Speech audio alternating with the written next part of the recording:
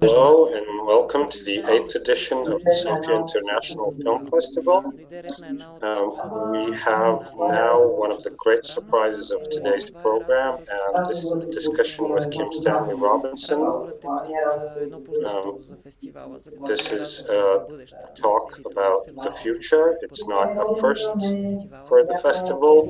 Kim Stanley Robinson is probably one of the most significant living authors of science fiction. Perhaps you know him through his Martian trilogy, which is translated in Bulgarian. We will discuss his latest novel, The Ministry for the Future, whether it sounds more science fiction or documentary. We'll talk about that, and the moderator will be Alexander Popov. Also, we'll have Darin Tenev, and virtually with us will be Vladimir Poleganov, with whom we also often discuss science fiction. I leave you with Alexander and his interlocutors.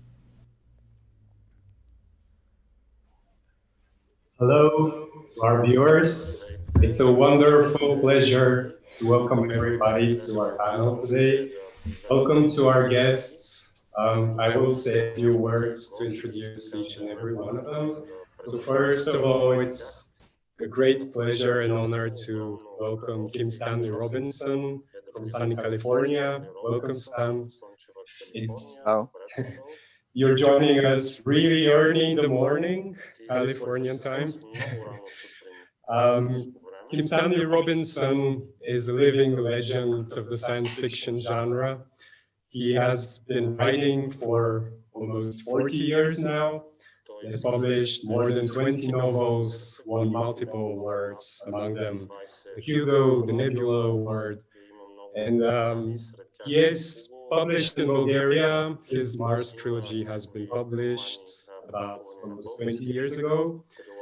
Throughout his career, Stan has explored the relation between humankind and nature in most of his novels, but especially in his last 6 novels, he has focused very much on issues of climate change and transitions to a more just and sustainable society. And we'll talk a bit about his latest novel, which is called The Ministry for the Future. It's a wonderful book, and it's also a kind of a manual for surviving these days, or at least an example of how we could go about it. And a few words about our other guests. So here with me, I have Darin Tenev.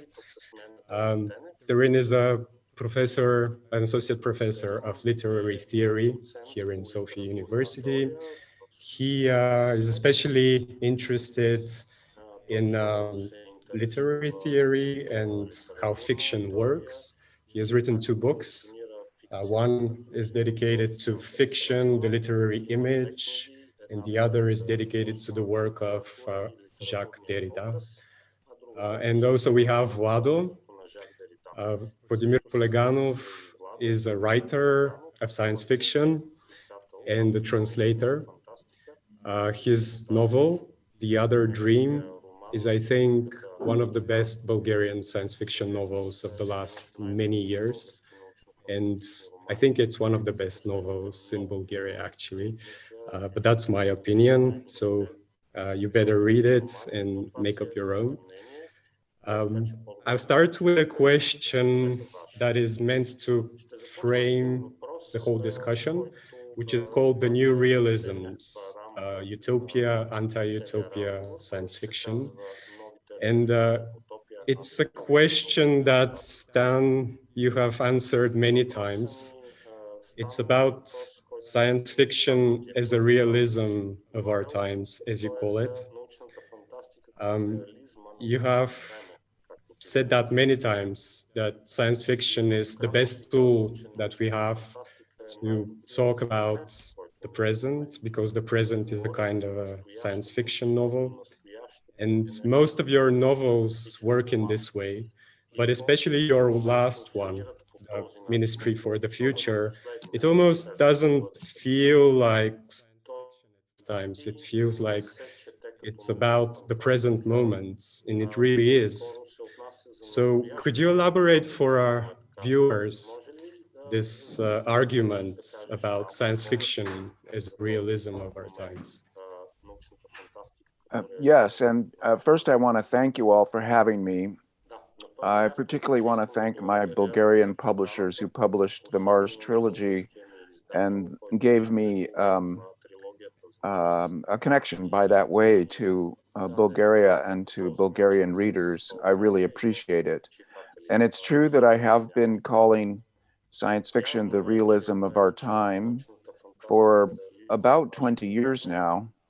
And it's because of my growing sense that the pace of historical change is accelerating, and every 5 years or so, things feel hugely different. And technological change is only part of it. It's also the number of people on the planet and the internet and the growing awareness of each other that we're in a global civilization. So we're in a nation state system of the rule of law is run by nation states that they do, but we're on one planet and in one biosphere, and we're one species. So the discrepancies and the overlaps and conflicts that are created by these disparate realities, one of them physical and not amenable to rapid change because the biosphere has only a certain amount of creative power to support us as a life support system. And then the political world, the social world, which is more amenable to rapid change. We have seen extremely rapid cultural and political changes in our own lifetimes, and you can see it in the historical record. So say you want to write a novel, do literature to try to express the totality, you have to include the biosphere, and you have to include this accelerating rate of historical change.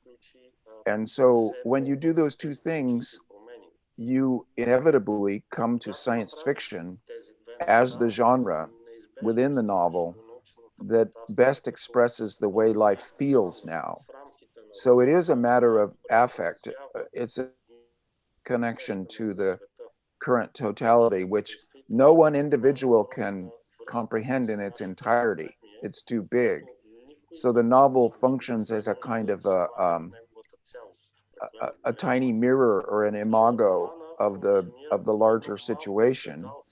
And by putting a novel slightly in the future, like in the Ministry for the Future, my novel that was just mentioned, you can in effect kind of hit history on the fly in a trajectory. And you can also do a modeling exercise, a kind of scenario that you attempt to show how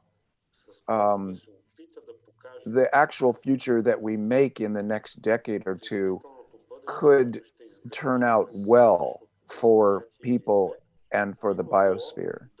So this is a utopian project, which is another genre within science fiction. This is what Darko Suvin, a Yugoslavian critic who is extremely important to science fiction theory in the English language world. His career was in Canada. He speaks of the importance of these, the utopian imaginary as being a way to orient ourselves to our present actions. So that's been my working method all along, but I really brought it right to the point in this last novel, The Ministry for the Future. And you know, it came out in early October. It's new in the world, and we'll see what happens. Yeah, thank you. I'll give the word now to first Vlado and Darin. Maybe you can share a few thoughts on the way we have framed the conversation, and then we'll take it on from here. Vlado? Hi all. I've been thinking about about the relation between realist fiction and the present. And the more I think about realist fiction, the more I think about the past. So I think that realist fiction shows us mainly ways of looking at the past. And whenever there are strategies within the frame of realist fiction, it's always usually strategies to deal with the past in the form of trauma, history, or something other, no matter if it's personal, political, or something bigger than that, like relating to the entire society. And if we were to like take the present as a thing, I cannot imagine the present as a thing, but let's try and do this and think about the present. And the present is usually it is populated by things, objects, events. The moment we start thinking about these things, objects, and events, we can think about them through the lens of the past. Like, why are they? How is it that they are here with us now? What it means to have computers in our society, in our world. But that's not, I don't think that's very productive. So the moment we start thinking about the present as something with potential, as something beyond which lay something huge, immense, inexplicable, then that's the moment when we usually resort to other genres. And that genre, for me, is science fiction, because that's the moment where we have to start planning things, where we have to start thinking about things, and even look at the world in game-like mindset. Thank you, Vlado. Darin? Yeah, I'd like to elaborate a bit on what Kim Stanley Robinson and Vlado just said. So, the realism of our time, what does it mean? What kind of reality are we referring to? And it's, for me, it was a bit surprising what Vlado just said. So he said that the realist fiction seems to be telling us about the past. But the way I see it, this effect is produced because what we usually call realist fiction gives us the present in a state of stability, like it gives us the status quo. And in this sense, it gives us the present from the viewpoint of the past. So what has already happened has settled down, and now we are taking a look at it as something stable. And of course, there are things that go on or that change, but still we are in the framework of the past. Now, science fiction does something different. It allows us to look at the present, but rather to see the dynamic moment of the present. The present is imbued with potentiality, as well said, or different forms of modalities.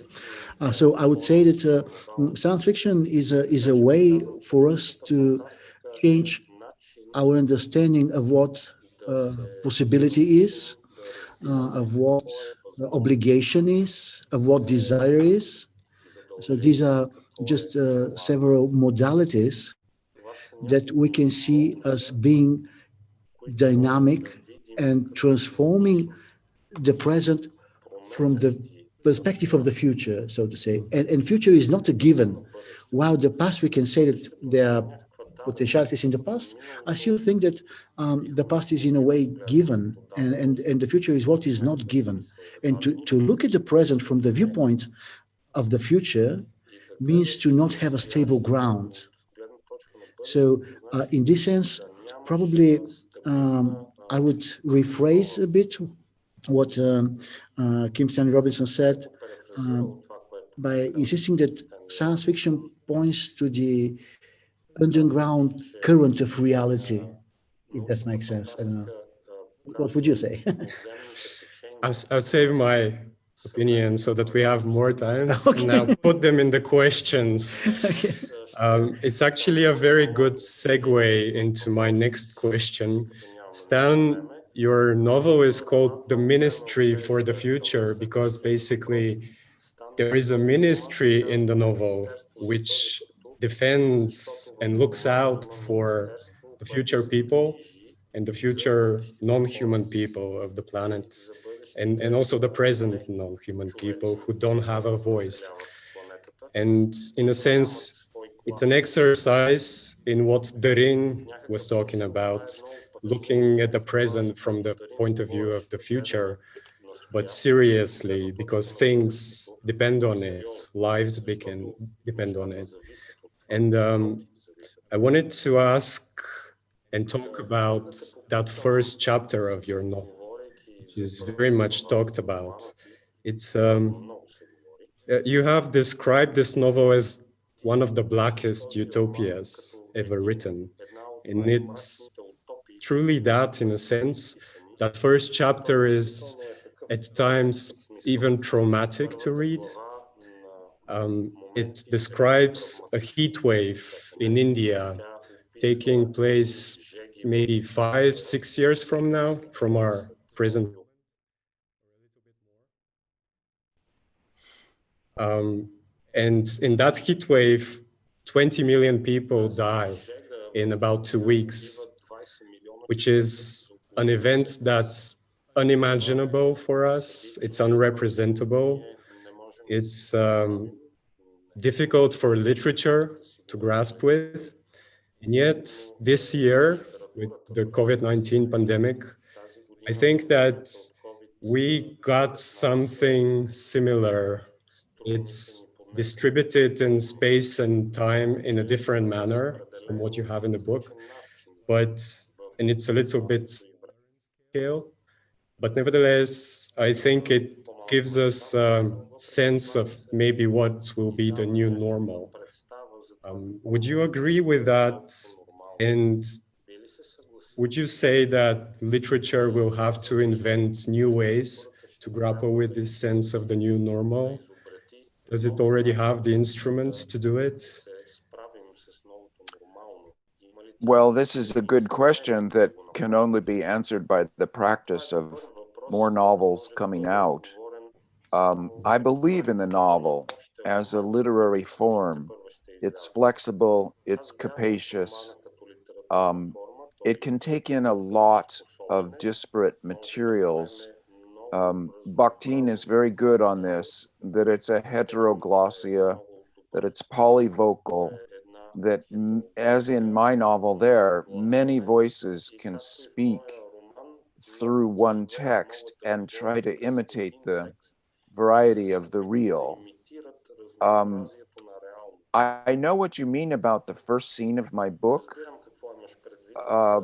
When I read what happens at these wet bulb temperatures, which is an index of heat and humidity combined, I realized that the people who were talking about humanity simply adapting to climate change were in a dream world that was ignoring the physical realities of the situation. And I needed to impress on people the danger. We are not very far away from a rise in global average heat that will create heat waves that are deadly to humans.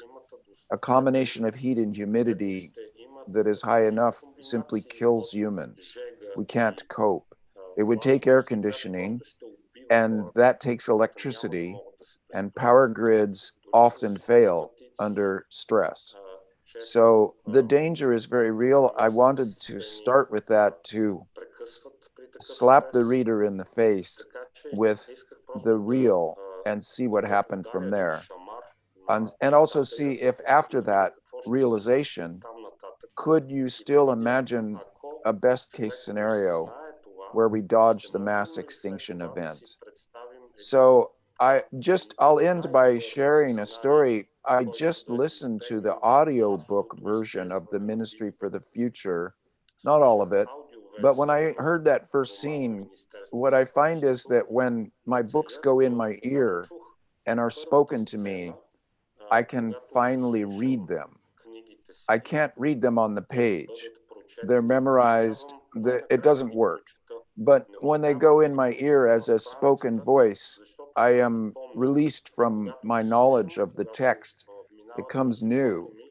And I must confess, I was quite shattered by that first scene. I didn't have any recognition of being the author. It seemed to come out of the blue and was quite stunning and disturbing. So now I know what my book must read like to others. And in a way, I'm sorry. And in a way, that's just reality. So we have to dodge that event if we can.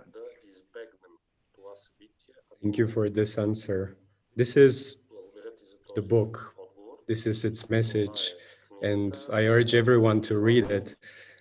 You mentioned that people who think we can just adapt are living in a dreamland. And I actually wanted to talk about our current system, the economic and cultural system in which we live, which is under attack in your novel. You put political economy in the center stage because we need to think of alternative system in order to fight this war for survival of the biosphere. About 10 years ago, Mark Fisher wrote a book, now quite famous, called Capitalist Realism. Is there no alternative? And to me, the way you bring back political economy in the heart of the book and in the struggle is a way to fight that anti-utopian barrier, which is the heritage of last century. So where do you think this change in the structure of feeling, as you call it, is it being registered already, or is it about to be registered as we hopefully progress from something like capitalist realism, which says that there is no alternative system to neoliberal capitalism, to something that will allow us to think and act differently? Would that be registered in literature, or rather in politics, science, or somewhere else? What I've been seeing is that all across society, and including in the heart of the neoliberal capitalist organization, an awareness that it's leading to biosphere breakdown and also extreme inequality between human populations. In other words, the flaws in that system are becoming so evident that even the operators of the system are beginning to acknowledge that it doesn't work and that it's leading to a catastrophe.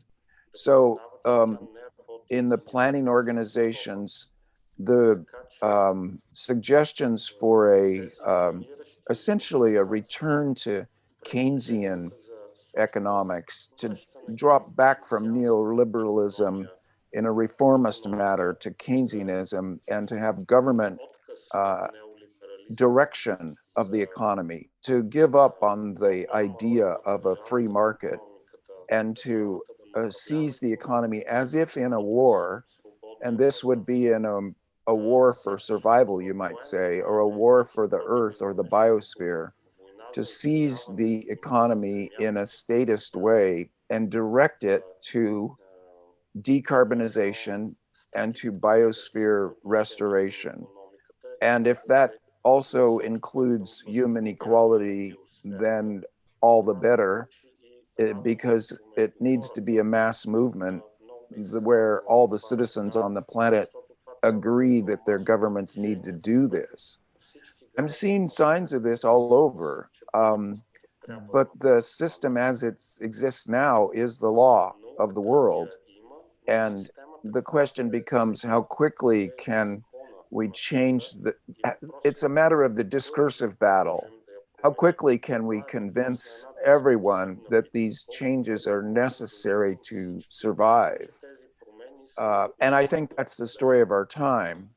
And the reason I invented a ministry for the future would be just to say that at the international level of treaty organizations, like the United Nations, there needs to be a coordinating place. And really, it's the Paris Agreement, which all of the nations of the world have signed on to, a diplomatic space in which to negotiate a rapid reform of capitalism to something that is better suited to biosphere survival and to general equality and prosperity.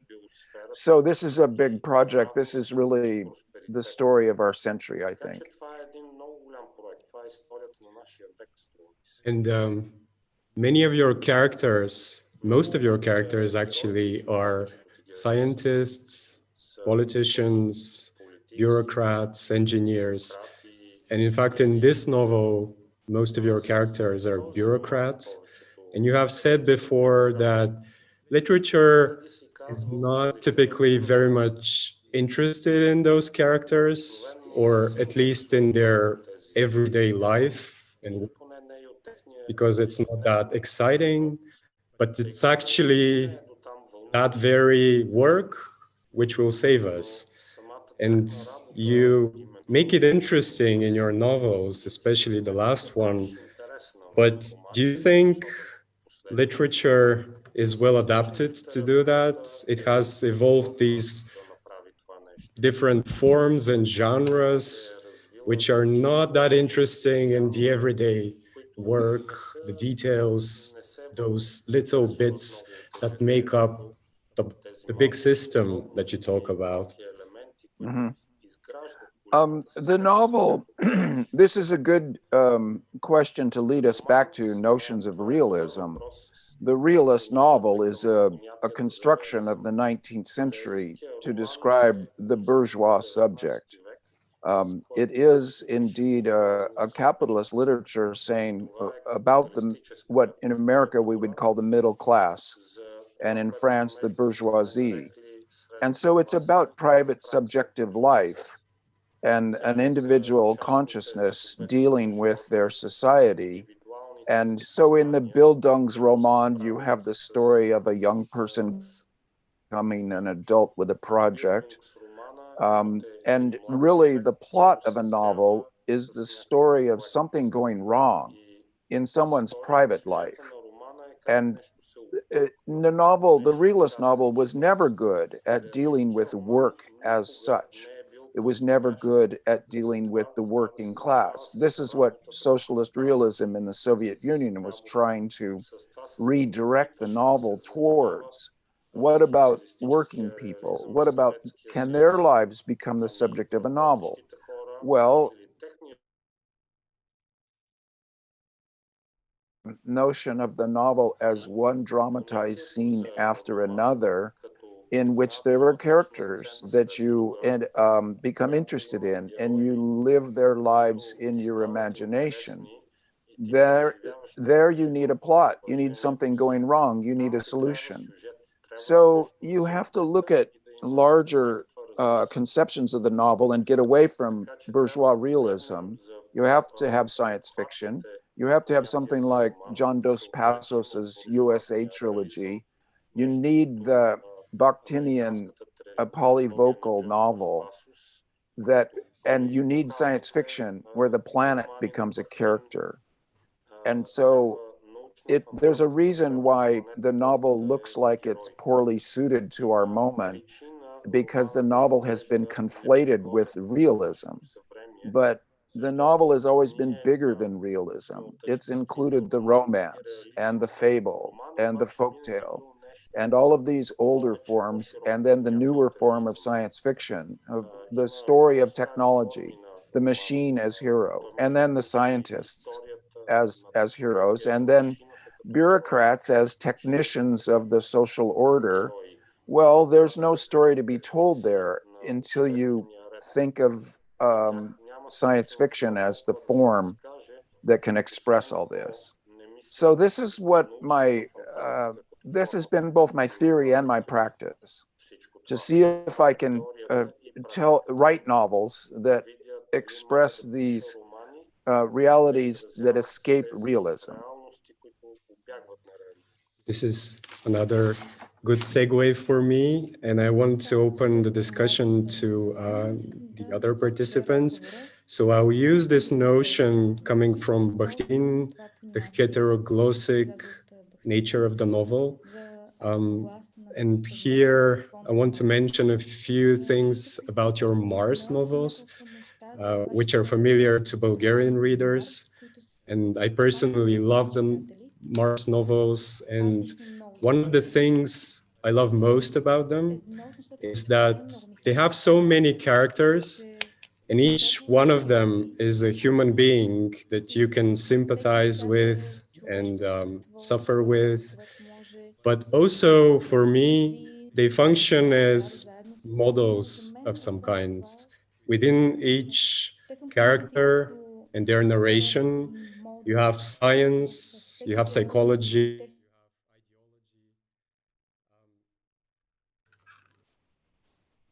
So as you read along, you use these models, and the characters themselves use the models, and they start modeling each other. And you get models which coalesce, you get models which split, all of them evolve in some way. And I think this is a very optimistic way, very hopeful way to think about what we can do, how we can bring different disciplines and traditions in a dialogue, and then hopefully establish some common ground.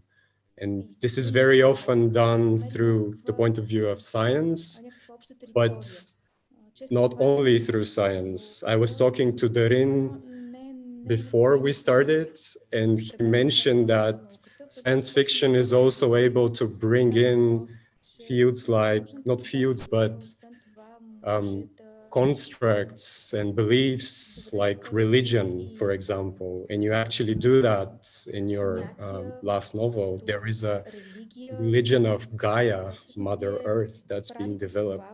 So I wonder if you could talk a little bit about how science fiction is a practice of using different models and establishing bridges between disciplines. And Darin is very much interested in modeling. I have actually taken a course on modeling with him, so I would also be very happy to hear what Darin has to say. But maybe Stan, you could see if you agree with my view or not. Yes, well, I do agree, and I am interested in the novel as a modeling exercise, that there's a necessary, what Jameson called a world reduction, a simplification to enable you to make the points you want to make and confine a vast and confusing input into your own sensory world into a string of sentences and into characters. So a character itself is a kind of a model of the confusion that we have inside our head, and a simplification always. It's inevitable. So really what I want to, let me turn it over to Darin to hear more about modeling and literature. It's a huge topic for me as I try to think of a possible literary model theory which will be able to analyze, grasp the modeling activity of literature and the way it communicates with the world. But I would like to point out that For me, the important thing that we should not try to reduce is probably the fact that literature uses different techniques, it uses styles, it has this plane of writing, and reality is not just a given. We have different ways to access what we call reality. And literature, and in particular the novel, as you said, is capable of building always new models of accessing the reality.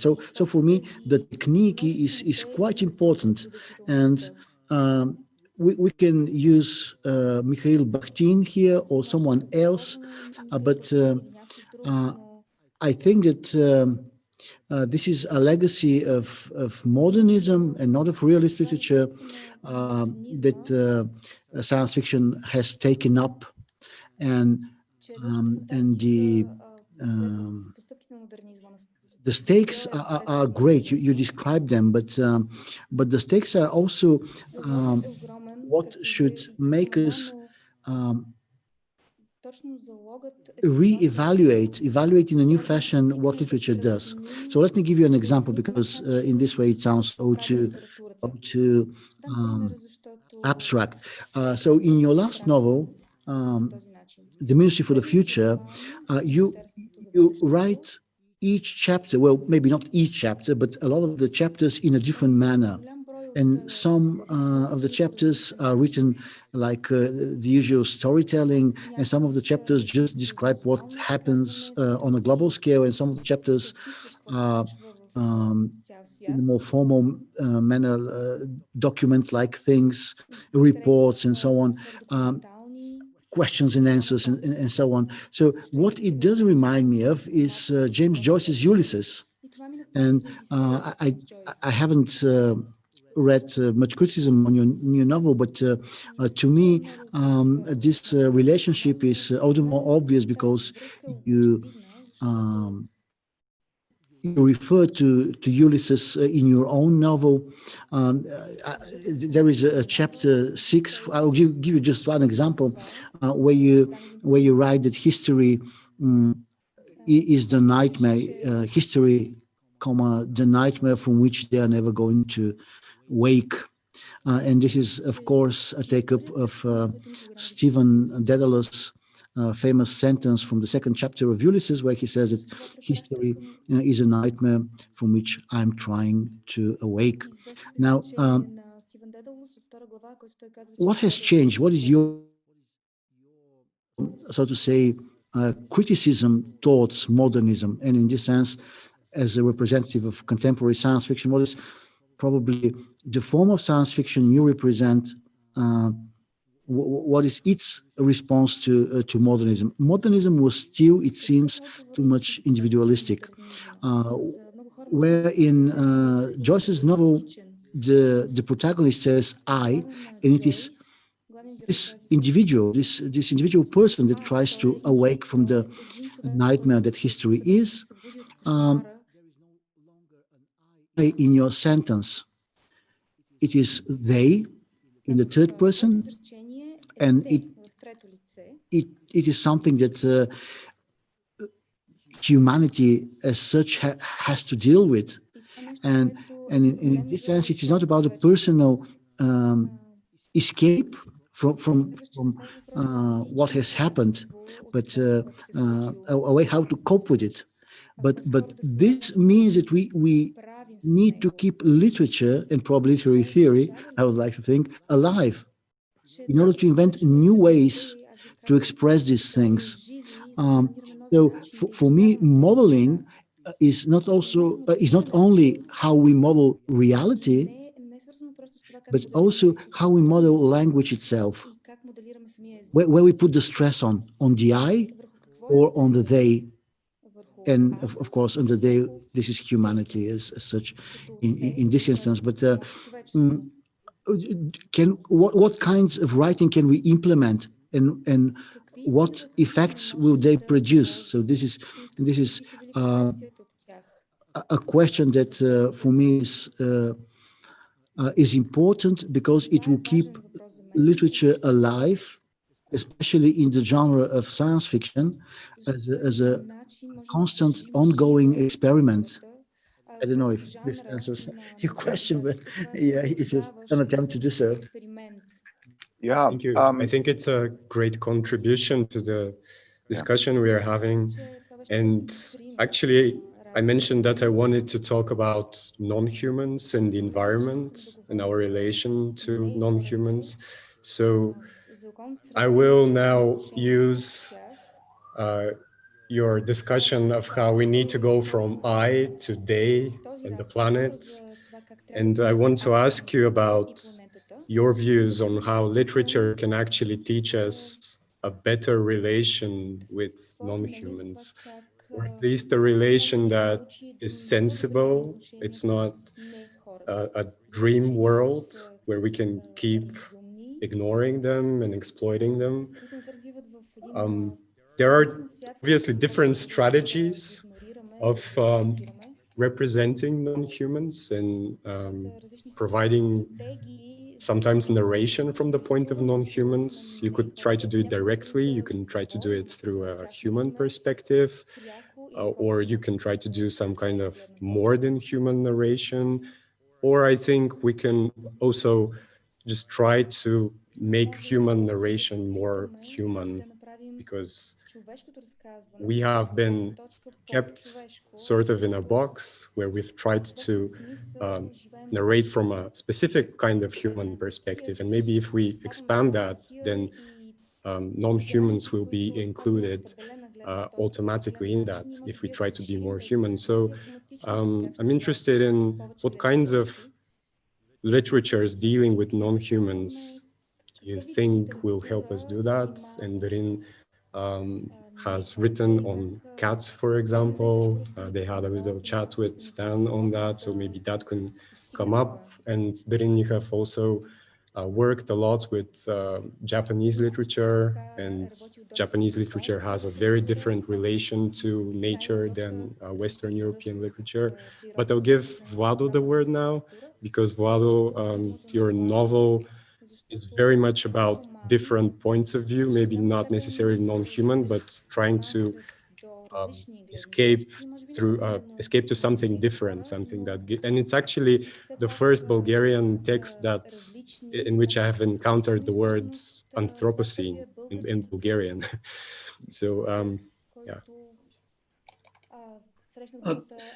Yeah, well, as a writer, I'm very interested in the tension that rises from this, from the problem when someone who is like a person from the real world, from our world, is fighting the urge to go back into everything that is comfortable and familiar and like subject to analysis. While at the same time he or she is standing in front of something new and different. And that something new and different in the case of my novel is an entire world, that other world, but it could be someone other. It could be an animal, or it could be a simple object. It could be a familiar object turned strange all of a sudden. And I think that the way to do this in fiction is, of course, through a story that's been told from a different point of view, like inhabiting fiction with all kinds of stories. And the more the stories, the richer the world, the new world would be, the new world you're creating. And I can think of two examples of to do that in fiction, and unfortunately, both are from the point of view of humans. But one is Joseph McElroy's novel Plus. It tells the story from the point of view of a brain sent out into space, and the brain is in a sort of a capsule, and it's orbiting Earth, and it's trying to make sense of everything. from its immediate surroundings to bigger things like the past, bits and pieces, fragments of memory, emotions, feelings, and this brain is trying to do that through language. And in the process of making sense of this new world, new strange world, it's constructing a new forms of new ways of expressing itself. So in a way, it's what Darin said. It's like trying to model language itself. And the other example is again it's from a novel, Ted Mooney's Easy Travel to Other Planets, which features these very strange details. You have two characters, let's say they're talking on the phone and they're discussing something every day, but the scene is interrupted by a sentence that says that somewhere on Earth in an ocean a turtle is dying because it has swallowed too many plastic cups or something like that. And it takes you immediately out of that small, comfortable, familiar scene that all of us know and shows you a bigger picture. And in that bigger picture, someone else is telling the story. It's so in that particular case, the story is extremely sad and depressing, but it could be uplifting, it could be utopian. But I think that's the way to do this, like populate your fiction or fiction in general with all kinds of different stories. And I've seen this. The examples I've mentioned are from postmodernist fiction, but I've seen this in science fiction also. It's what Kim Stanley Robinson does in New York 2140, and it's what Samuel R. Delaney does in his huge novel Through the Valley of the Nest of Spiders, when we have different genres speaking their languages, but they are connected into something that is very much a whole, a working world. Great. Darin? It's a huge topic. Again, so I will start by saying that for me,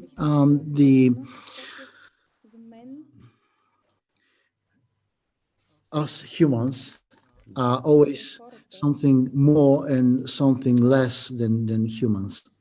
So the non-human is not something that is just outside of us, like in a sort of opposition with us. This would be the anthropocentric perspective, right? But look at us now. I mean, we have headphones and I have glasses and we look at screens and we're talking to people who are tens of thousands of miles away. And this is part of us. This is part of what our communication is at the moment. And this is this means that the non-human traverses us. It defines us as humans, but always as something more and something less than humans. And literature is, of course, we can try to anthropomorphize it, or to try to see this as something that brings in human values and the human perspective. But literature has it in itself something radically non-human. It's a sort of a linguistic machine that can do different things, and perhaps well, there are people who write literature, but also literature uses them to be written, right? Like literature as a sort of technique uses them, and by this I don't want to put in question the authorship, but rather to propose a different point of view. And science fiction does this constantly. It tells you where our limits are. It makes us face the non-human, but not as an external limit, but as a limit that traverses us, that allows us to see us, as Vlado said, as a part of a bigger picture. And in this bigger picture, we have the center. But this, for me, always involves a point of incomprehensibility. It is wonderfully written in various science fiction works like those of Stanislaus Lem, or it's basically what you can find everywhere in good science fiction. And for me, it's really important to keep this point of incomprehension that is also implying that we do not understand well enough ourselves. But this is the condition to change ourselves, right? Great contributions. Before I give over to Stan to say a few words about non-humans and how we can think about non-humans in literature, I just want to mention a novel that I read. It's Richard Powers's The Overstory. Maybe you have read it. It's a very interesting one. It's a combination of realism and postmodernism and science fiction and a little bit of fantasy, but it allows us to try to think as if we are trees, and it does that through the human narrators, because you have to have a human character and narrator as well. But it's a novel that doesn't directly tell you these are three narrators or characters or whatever, but it insinuates this in the narrative. And I think that's the way to go, to borrow viruses, memes in ourselves, and yeah, help us see that in this way we actually become more humans rather than less human. So Stan, I would love to hear your thoughts on that. And as Vlado mentioned, your novel about New York it's told from multiple perspectives, and there isn't exactly, you could argue that there are non-human perspectives there as well. Yeah, it's a great novel as well.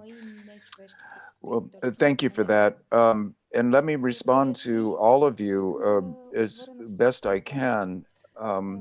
Richard Powers' The Overstory is a great novel that attempts to stay within the boundaries of a bourgeois realism of a 19th century sort, and yet still express the reality of trees by way of the humans that are most affected by.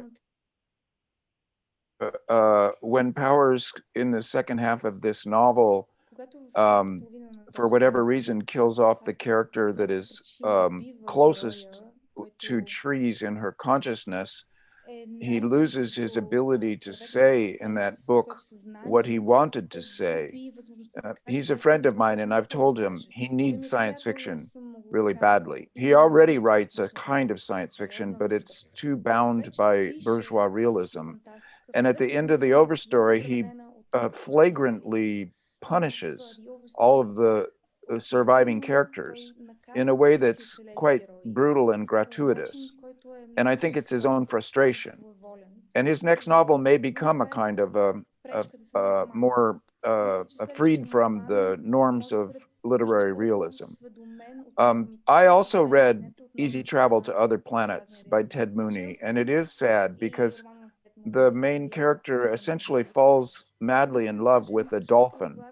And this cross-species love, which I think Mooney is trying to say is essential to us, freaks out the protagonist to the point where he murders his dolphin love in order not to feel that he has gone mad, perhaps. And then, Darin, I'm always very interested to talk about Ulysses and modernism. I believe in it. I think one of the things that if you take this sequence, realism, modernism, postmodernism, and now maybe we say the Anthropocene instead of postmodernism, because that was always a placeholder of a name. The great thing about postmodernism was that a writer in that period, such as myself, one aspect of postmodernism is you can choose whatever style you want out of the past, to put it to your purposes. So that in my Mars trilogy, you know, these are the techniques of Balzac. You can be a pre-modernist. You can do 19th century realism for futuristic subjects. Why not? In the postmodern aesthetic, anything's possible. But of course, modernism was the great break, and the all the great modernist writers reinvented their own languages, and they would write the book of the world. So something like Ulysses is a book of the world, where you really do attempt to make a model that is big and capacious enough to feel like the totality itself. And since Vlado is the translator of Pynchon, what you can see is Pynchon is really a postmodern writer, but Gravity's Rainbow is a novel like Ulysses. It's a book of the world that could have been, aesthetically, its aesthetics could come from 1925, but it was written in 1975, and it's about 1945. So you see the power of literature, that modernist technique is a matter of styles and approaches that are various and powerful. And when they're brought to bear on the material of our current world, then you have, well, in science fiction, we call that the new wave. That's precisely Delaney, Russ, Gene Wolfe, and also Stanislaw Lem in English is a new wave writer because he was translated into English in the 70s. And what you see is modernist technique applied to a larger world that includes the planet, that includes the future. So these very powerful literary techniques in terms of forms are then applied to the content of the Anthropocene, which includes the planet, and indeed all the other animals. For me, the discovery that 50% of the DNA inside your body is not human DNA, this is the great discovery. This is the one of the founding discoveries of the Anthropocene, is that we are all forests, we are all biomes, we are all non-human. In our fundamental constitution, we are a collaboration, a multi-species collaboration. And so whatever consciousness is at the top of that improvisation, you might say, you still have a multi-species interaction that makes that consciousness happen. And that's where, as Darin was saying, the string of sentences, the linguistic machine that is a novel, that, okay, some consciousness that is actually a multi-species collaboration puts down a string of sentences. At that point, it's out of that person's hands. And other people look at these marks on a page, and in their mind, they construct something that is unique to them. So this is the power of the art form, this multiplicity and indirection. And so over time, it's become very, very powerful. The novel and literature in general, these linguistic machines, they're like any other technology. You know, you start out with steam engines, and then you have a nuclear submarine. These are different levels of power. And I think that we're in a moment where literature is more powerful than ever. So it's nice to attend to it. It's important to stay engaged with it. Everybody who reads gets to live 10,000 lives, who reads literature. And people who don't read literature, then they live one life. This is wonderful. Let's talk a bit about other genres of the fantastic, or fantastica, as it has been called, and is also called in Bulgaria, in Bulgarian language. Stan, I know that your allegiance lies mostly with science fiction, but in this case, I actually want to talk mostly about works by authors like Ursula Le Guin, also China Miéville. Darin has brought a book by China Miéville. Those are works where we are transported in worlds that are magical worlds. They have their own physical laws. And yet there is a sense of historical time in those worlds. We can trace the changes that happen in those worlds in a way that's similar to what we do when we think about human history. And actually, we can't interpret those worlds without referring back to human history. They wouldn't make any sense, I think.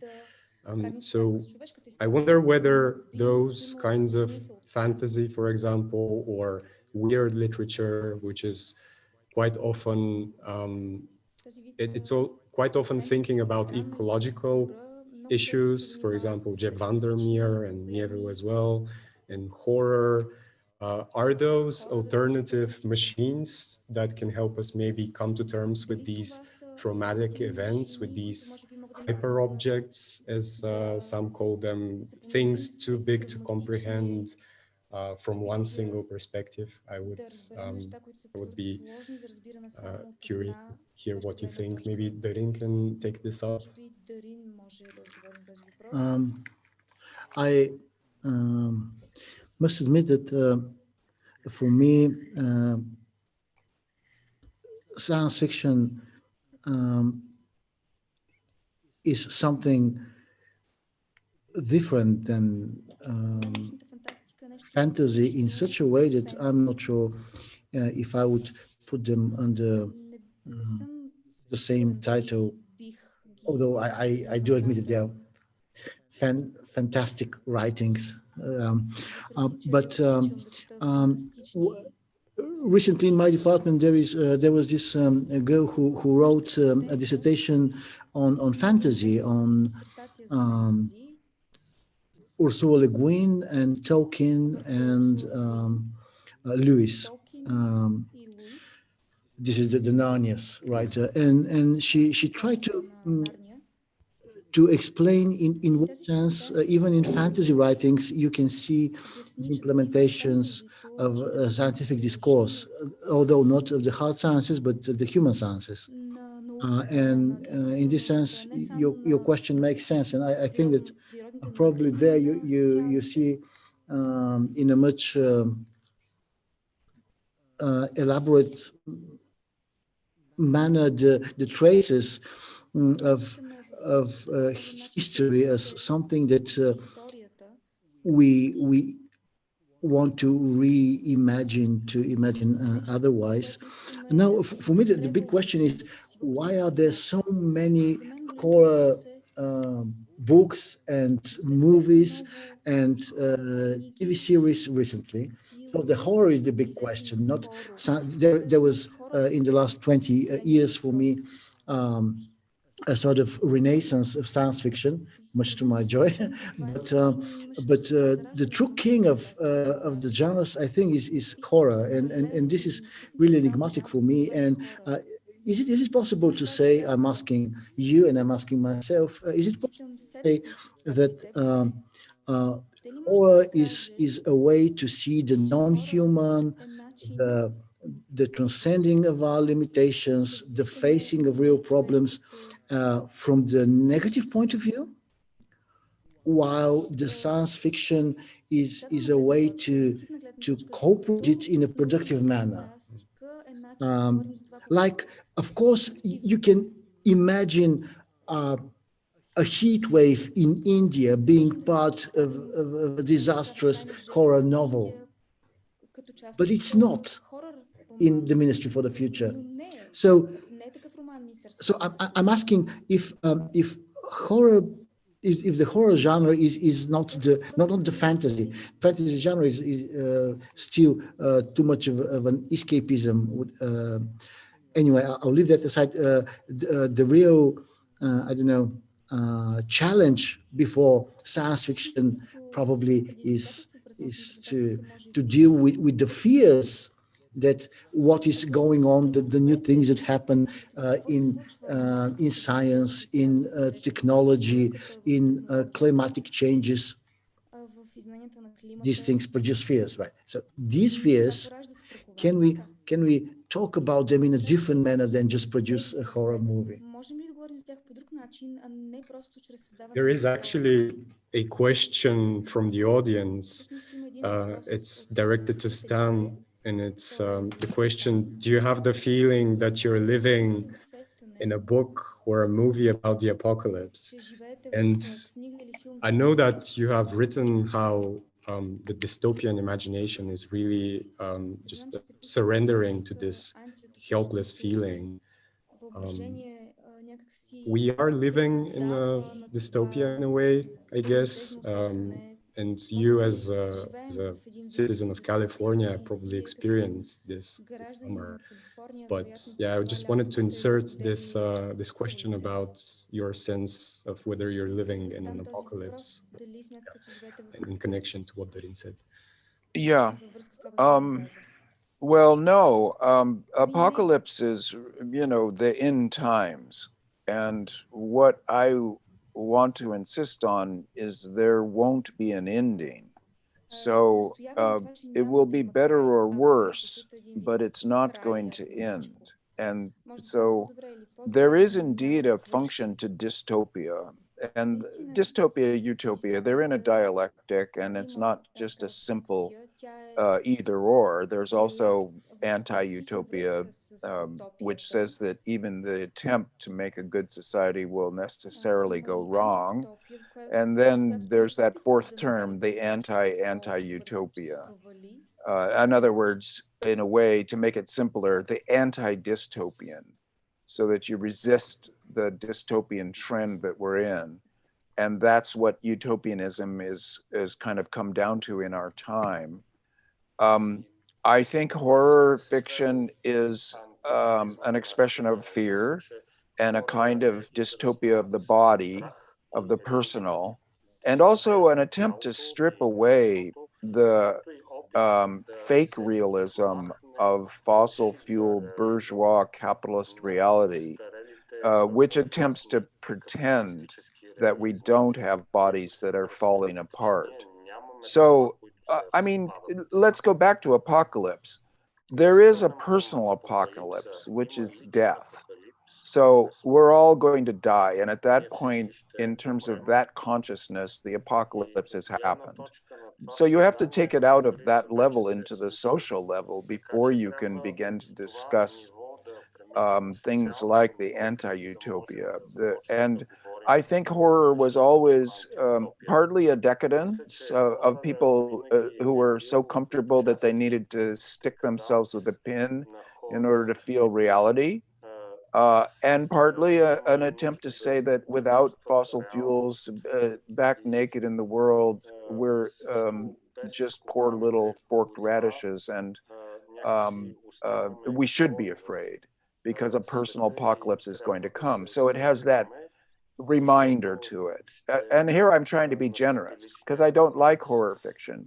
I don't even like fantasy, which is sort of like a dream. Someone tells you their dream. The author has too much power in a fantasy to manipulate the reader in ways that go beyond what reality itself can do. So I think it's best regarded as a surrealism, where it's trying to, again, to wake you up by writing down things that are more than real. But to my way of thinking, if it's a fantasy, ought to be very short, and a short, sharp shock, as by one fantasy is titled. And obviously, fantasy writers don't agree with me because their books are often enormously long. But I don't agree. I think that there's too much manipulation of the audience. So the reader is being pushed around. And I like the reader to be co-engaged. And the third party in writer-reader would be some kind of reality principle that fantasy too often contravenes in order to make an image. But reality provides images enough. So I revert back to science fiction. The focus on the future, on the modeling exercise, on the anti-dystopian attempt to find a best way forward and to really deal with the problems that we have by proposed solutions. that are more or less realistic. Sometimes these are fantasy solutions, really, but they are at least attempts to engage the real. And so this is why in the choice of what kind of narratives to write, I keep reverting to science fiction as being the one that well, it's really just the one that I like the most.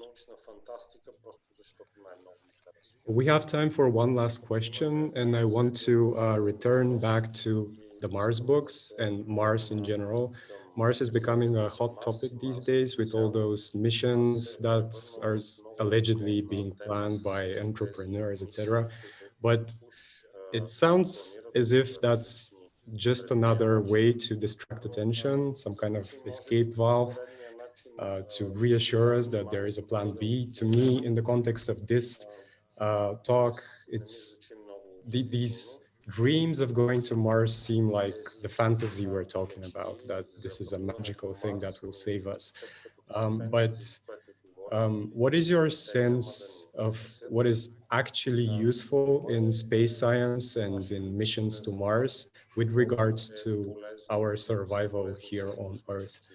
And I think this will bring us, this will finish with a more utopian note, because this is also part of your last novel and basically all of your works.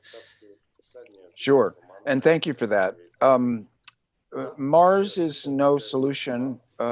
There is no planet B, and the current popularity of imagining Mars as some kind of escape or salvation is indeed a fantasy. The thing to the way to think of Mars is to imagine Antarctica. So Antarctica is down there. It's beautiful. I've been there. Everybody should go if they could. It's quite astonishing. It's easy travel to other planets, as that book title said. But it is pointless in human history. You couldn't move there if the rest of the Earth was uninhabited and survived. And yet Mars is thousands of times more poisonous and difficult than Antarctica. And when we establish scientific bases on Mars, which someday we will do, they will be just as interesting as Antarctica, which is to say, not very much. It won't matter to the people living in civilization. And the moment we get to Mars, interest in it will drop instantly to the same amount of interest we have in the moon or in Antarctica. So space science as a larger subject, however, is very useful to us. And so is Mars in the sense of comparative planetology. The more we understand the way planets work, the better off we're going to be in terms of co-evolving and living on this planet. So space science is an earth science.